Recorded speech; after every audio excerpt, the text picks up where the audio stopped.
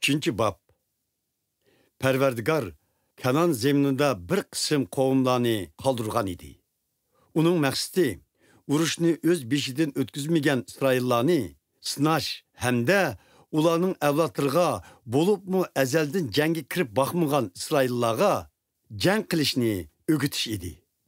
Bular Filistiyaliklarning 5 bagliki, butun Kanonlar, Sidonliklar va Baal Harmon teg'idan Libo Hamatgacha so'zilgan Livan tog'liq rayonida yashaydigan Xivlar edi. Parvardigor bu qavmlarni qoldirib qo'ydi. Buning sababi İsraillarning Parvardigor Musa payg'ambar orqali ajdodlariga tushirgan amrlarga bo'ysunmaydiganligini sinab beqish uchun edi.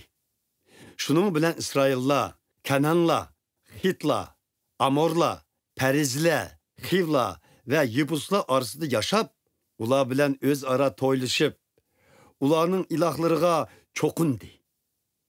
İsraillar Parvardigorning nazarida yomon ish qilib, o'z Parvardigori Xudoni unutib, Baal va Ashera degan butlarga cho'qindi.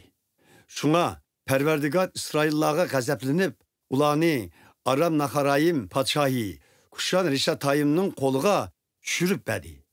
Shuning bilan ular 8 yil uningga qul bo'ldi. Keyin ular Parvardigorga yelinib, noli faryod qilgan edi. Parvardigor ularga bir qutqizg'uchi tayinlab berdi. Bu odam Otniel bo'lib, u Kalibning inisi Qenazning o'g'li edi. Parvardigorning ruhi uning vujudiga tushgachga, u İsraillarning sardori bo'lib jangga chiqdi. Parvardigor Aram Naharayim podshohi Kushan Rishatayimni uning qo'liga tushirib, uni g'alaba qozondirdi. Shunga bu zemin toki Qenazning o'g'li Otniel olamdan o'tkicha 40 yil tinch amon turdi. İsraillar Parvardigorning nazarida ya'ni yomon ish qilg'achqa, Parvardigor Moab podshohi Aglonni ularga qarshi qilib kuchlantirdi. Aglon Amonlar ve Amalekler bilen birleşip İsraillarni mağlup qilib, Xormuzarlıq şəhər Erixanni igilidi. İsraillar Moab podshohi Aglonga 18 yıl kul bo'ldi. Keyin İsraillar Parvardigorga noli faryod qilgan edi. Parvardigor ularga bir qutqizg'uchi tayinlab berdi. U Benyamin qabilasidan bo'lgan Gironing o'g'li Ehud bo'lib, Solxay edi.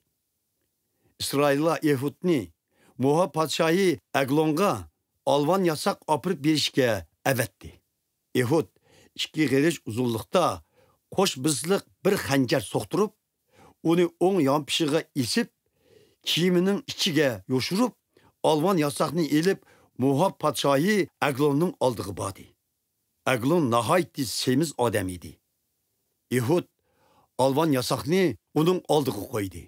Ondan u o'zi bilan billa olvan yasakni elib kelgan kishilar bilan Gilgal shahrining yenidagi tosh haykallar bor joyiga bordi va bu kishilarni shu yerda qoldirib, yana o'zi yolg'iz Aglonning yeniga qaytib kelib, oliylariga aytadigan bir maxfiy ish bor edi, dedi.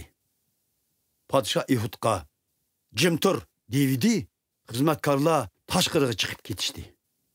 Bu chaqda podsho o'g'zidagi salqin balxonasida yolg'iz o'tiratdi.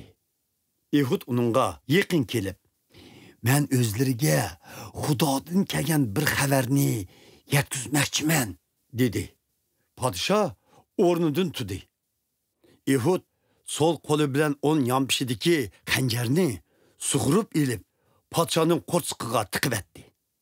Xanjar sepi bilan qo'shilib, uning semiz qo'rsiqiga kirib ketgachga, uchay bog'ri chuvilib chiqdi.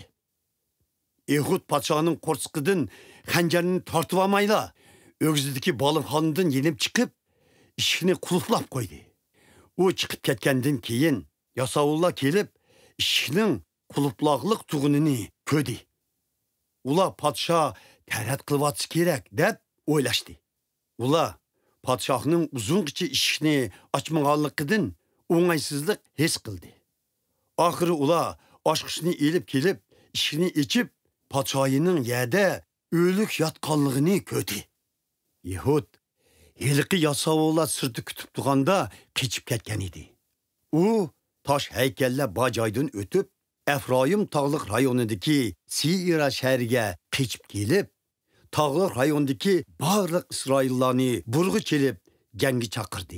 Hem de ulağa, menin kaynımdın meninla, Perverdigar, düşmanınla muaplarını kolunlağı düşürüp berdu, dedi.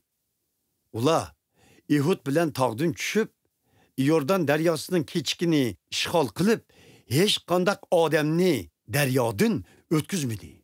O günü ula, Muhab'nın 10 mingçe xıllangan küçlük leşkerlerini öldürüp, birini mu kaçırıp koymadı. Şu günü İsrail'la Muhab'larını mağlup kıldı. Şunun bilen bu zemin 80 yıl tinç aman turdu. Ehud'dan keyin Anat'ın oğlu Şamgar kalı heydaydıgan tayak bilen Filistiyaklardan 600 kişini öldürüp İsraillarını kutkuzdu.